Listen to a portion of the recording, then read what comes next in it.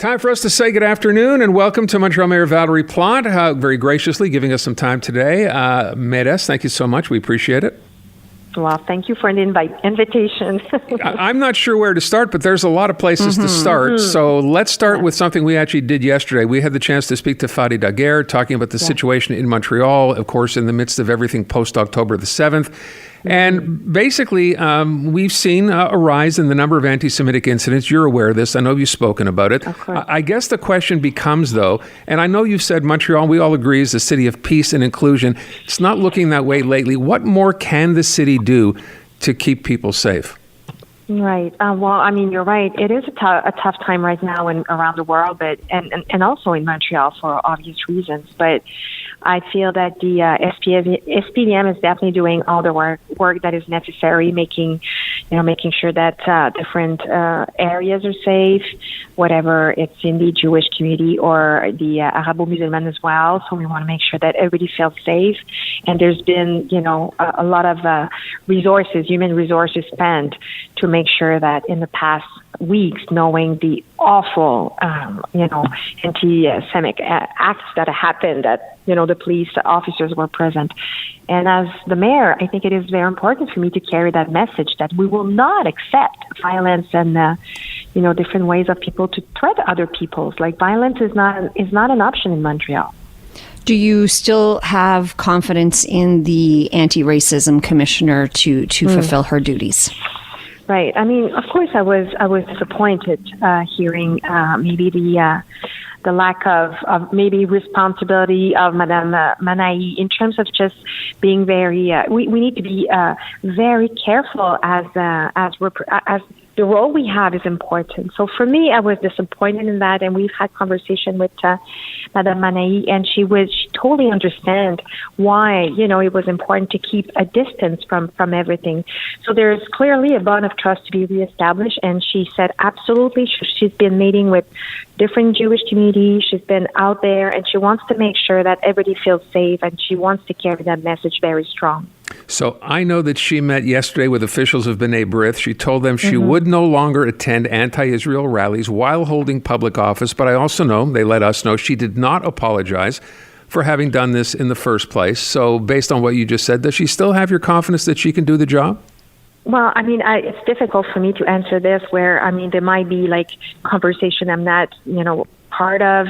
I mean, like I said, as a commissioner, she needs to make sure that every community, and it could have been another community as well. Right now, there's definitely a war in the Middle East that brings a lot of attention, but I think that it's important that she's out there and reassuring, and that's what she's doing right now. All right, I want to ask one other thing, and then we'll move off this story, but in reference to that B'nai B'rith meeting, I also know that, it was called, or they called, on the city, on you, to endorse what's called the International Holocaust Remembrance Alliance, which is something that's already been adopted in the U.S., in the European Union, and in other Canadian cities and provinces. So will you adopt that standard or consider it? Well, I have to say I'm not exactly sure what is the standard, and I think some cities have said yes, some others have said no, if we're talking about the same one. And, I think that brings a very interesting conversation around the words that we use. We've seen in the past weeks a lot of people asking for un cessez-le-feu, and some communities were not comfortable with that because it could mean certain things. And I think with this definition, this is exactly what it is. There's no consensus around that. And it is very important for me as Mayor of Montreal to say, it's not so much about the definition. What is important, whatever, situation is happening, is that we stand by the values that everybody agrees with. If we don't agree with a definition, I know we all agree on inclusiveness and respect and how we don't want violence in our streets, in our city. Okay. All right. Well, let's talk about budgets and spending. I know in a moment we're going to talk about $200 million for snow removal. But first, I feel like on a quick kind of personal note, although I think I'm speaking for many Montrealers, this last budget was really upsetting. I live in NDG. Property taxes are through the roof, 4.9% this year. That's 11% increase in 2 years. Mortgages are going up. I mean, it's really, really going to be tough. Meanwhile, your office is going to be hiring 400 new employees. And I'm thinking, if we have to tighten our belts, why shouldn't you? Well, I agree that everybody needs to make his efforts. That's very important. So maybe just for the hiring, when you say our office, it is not exactly, it's half of the people will be hired in, it's the request of the different boroughs to make the shop run, right? Just to make sure that pools are open, libraries, we remove the snow. So that's very important. And a quarter of those hiring are the police officers we need. And I think one of the things we've heard in the past months is how we need them, especially with what is happening right now, and we need them also to fight, the rise of, I would say, gun violence. So most of the hiring are things that the boroughs themselves ask, and if not, it was related to police officers. But that being said, I think I definitely hear citizens in different boroughs saying, like, it's tough.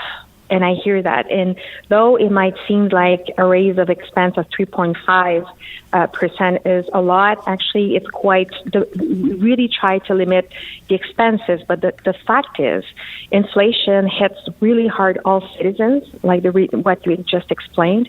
But it also hits really hard the city because gas is more expensive to remove snow and garbages and all the different material and pieces and trucks and everything. So we really were trying to limit. And if you look at other cities like Laval and Longueuil, they're around 4.8, 4.9. So we're pretty much trying to do everything we can, knowing that we cannot make a deficit, right? We're not like the government of Quebec. So we need to balance, and we're trying to limit our expenses as well. But we will do more, and that's one of the things I want to tell Montrealers.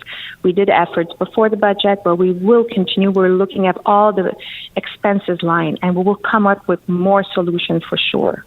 Okay, I have a question related to that because I saw the number, and I think a lot of our listeners reacted the same way when they did $200 million for snow removal. So that's going up 100% year over year in some boroughs.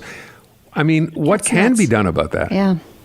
Yeah. Well, I mean, like I said, inflation is tough for everyone, but we're trying to find solutions. For example, instead in some boroughs, we decided when it was possible to use some of the workers we already have to remove the snow versus going with external contracts. And I don't know if you've seen in Trois-Rivières, which is a city close by here, and Trois-Rivières decided not to remove the snow like for half of the sidewalks because they don't have the money. But there's no way Montreal will go with such a solution. So we're really tight. That's a good example of where we need to deliver the same services because this is what citizens deserve to have.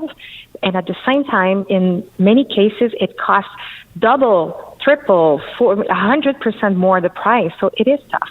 But then I'll raise again the question, are we spending the money where in the best way possible? Because, I think, for example, having Bixby in the winter, okay, as a long-term initiative, but maybe this wasn't the year to do it, again, when things are tight. Bike paths being plowed when there's so few people using them. I'm all for bike paths. But again, when we're allocating funds and things are tight, is this the best way to allocate those funds? Well, I mean, if we talk line by line, and I don't understand the question, but I need to bring it from a kind of a bigger or global perspective. The same way that I'm spending money, for example, some of the money into, like you said, bike path, for example, we are spending a whole lot of, like triple the money for, better pavement for the streets and fixing potholes because people need it. So same thing that some people might say, why are we spending money in sponge park or the pipes for water? Well, because there's more and more flooding and people are stuck every time there's a big rain with no insurance because their house is not, they won't pay them anymore. So I'm really trying to manage like expectations, same thing for security. Even when we talk about, some people might say it's not time to make intersections safer, but I'm like, yeah, because some people dies just crossing the street, elders and children, and people every time say, do more. And I really feel like this budget is trying to conserve and make sure that all the services are good quality, but also we're kind of, contributing for the future and making our city greener, safer, following what people are looking for. Last question. What is the future of the Office of Public Consultation in this city? We know Isabelle Beaulieu was fired. We know the situation with Dominique Olivier. What's going to happen? So like I mentioned, so there's two things. First one is that it's under, we took the kind of the control for until we find an interim, and we will be able to announce it very shortly. It's important to have somebody that will run office before we hire a new president. But also we decided to ask right at the beginning of the process when everything happened, I was asking the Vérificatrice Générale to go and look in all the books in the last 10 years to see like what needs to be better done. And one of the things I want to say is that the Office de Consultation Publique is one thing, but there's other paramunicipal offices, and we're about to look at all the books everywhere, even though there's always been control before. But we want to go a step further because I do understand that Montrealers in difficult time like right now, they want to make sure, they want to be reassured that their money goes to the right agency for the right work, for the right, projects, and that is part of the work I want to do in looking at all the budget lines, including OCPM and other big institution like that. We're out of time, which means we don't get to ask you about Camellia Oud until next time we speak. Yeah, absolutely. We can talk about it next time. Absolutely. Thank you so much for your time. Always a pleasure. Montreal Mayor Valerie Plante. Have a good afternoon. You too. Au revoir.